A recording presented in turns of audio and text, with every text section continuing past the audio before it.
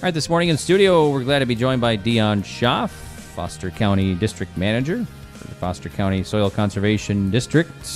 Good morning, Dion. Good morning. How's your morning going so far? A little on the chilly side. Chilly and kind of snowy? A little snow? Well, a little snow. Not too bad yet, but they tell us it's going to get worse. So, Yep.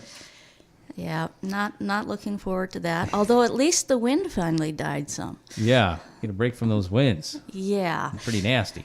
Yeah, it has been. I was not envying the kids being out.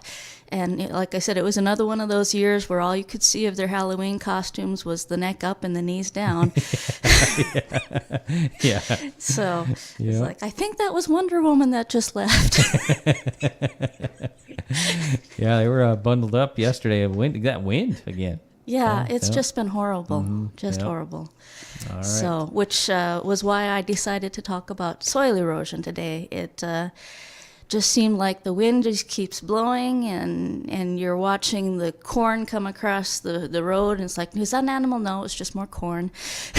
Yeah. So, and it's not just, the good thing is when all you see moving is the crop residues, things like that.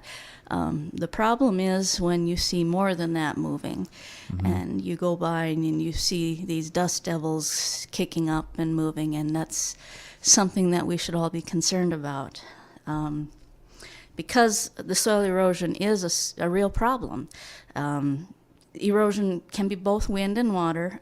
It removes the topsoil, it reduces your soil organic matter, you lose nutrients, it helps with the breakdown of your soil structure, and all of this affects your soil productivity. At the same time, it's dropping these things, depositing them, silt and nutrients in your waterways and wetlands. It affects your water quality. It fills your drainages so that they're spreading or staying instead of moving or, dropping in. It's spreading across your fields instead of staying where it should be. So there was a study some years back that found that corn yields on severely eroded soils were 9 to 34% lower than on slightly eroded soils, and the soybean yields were 14 to 29% lower. So this really does affect the future of your farm. So some things that can increase soil erosion, these include lack of protection of the soil surface. Of course, you're cultivating up and down your slopes. The lack of stable soil aggregates, meaning that they're clumping. Runoff due to compaction and soil crusting. And you sometimes get these long expanses of open, unsheltered soil surface. You've got the whole quarter or the whole section even, and there's nothing to protect it from the wind. So if you're looking at some key practices to prevent erosion, top of the list is to keep growing plants or at least have crops residue on the soil to protect it from wind and rain. Please consider cover crops.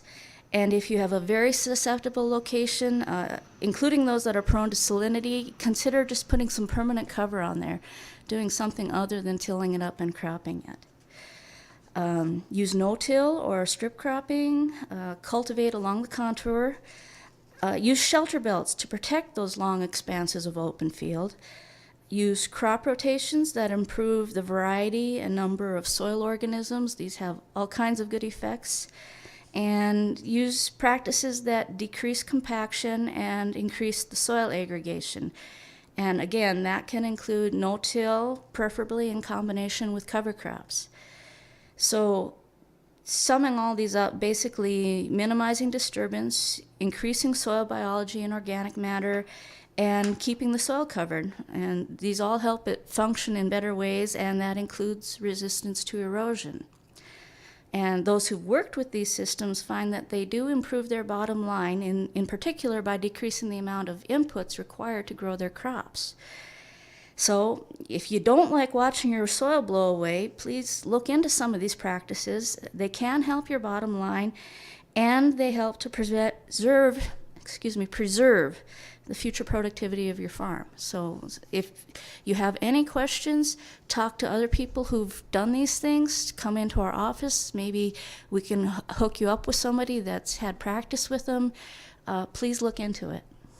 Yeah, good information there. And you look at some of maybe the shelter belts around the area, maybe dead trees that are being removed and they're not being replanted.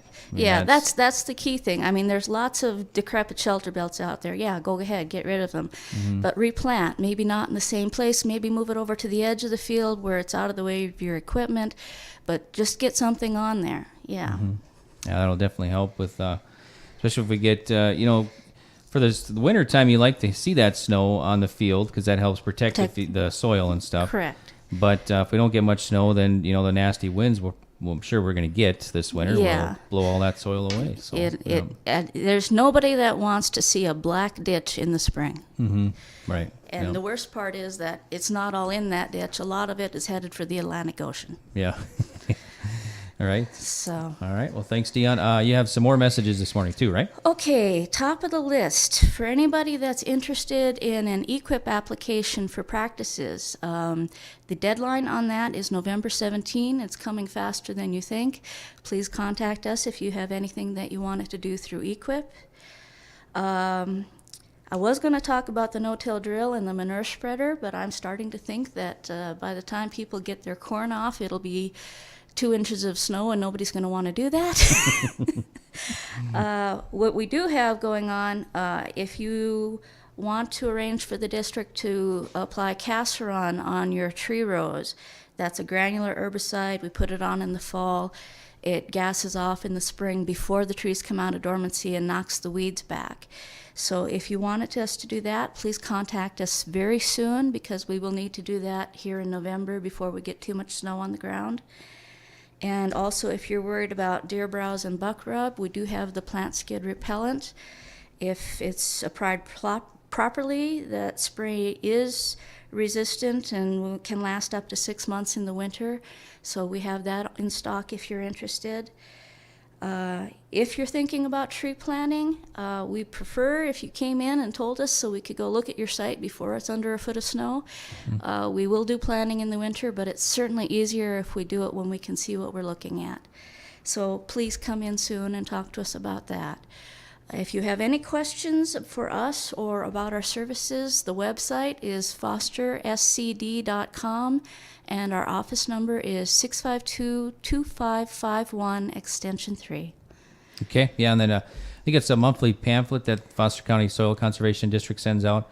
You had a picture of how you want the field to look, like when you're planting trees, getting ready. It has to be black, it has to be tilled, right? We have some options, but if you're going to do a tilled site, yes, it needs to start preparation in the fall. It needs to be not fluff, but we don't want a lot of clumps either. It's got to be a nice even seed bed type situation. Okay. And one other thing I wanted to mention, we've had some calls about the junipers that were planted this year. We are aware that there's always transplant shock with the junipers, but it was worse than usual this year. We are keeping an eye on that situation. Okay. So, all right, sounds good. November 17th for EQIP applications. Friday, November 17th, yes. Okay, sounds good. Well, thanks, Dion. We appreciate you stopping in. Have a great rest of your month, and then we'll check in again December.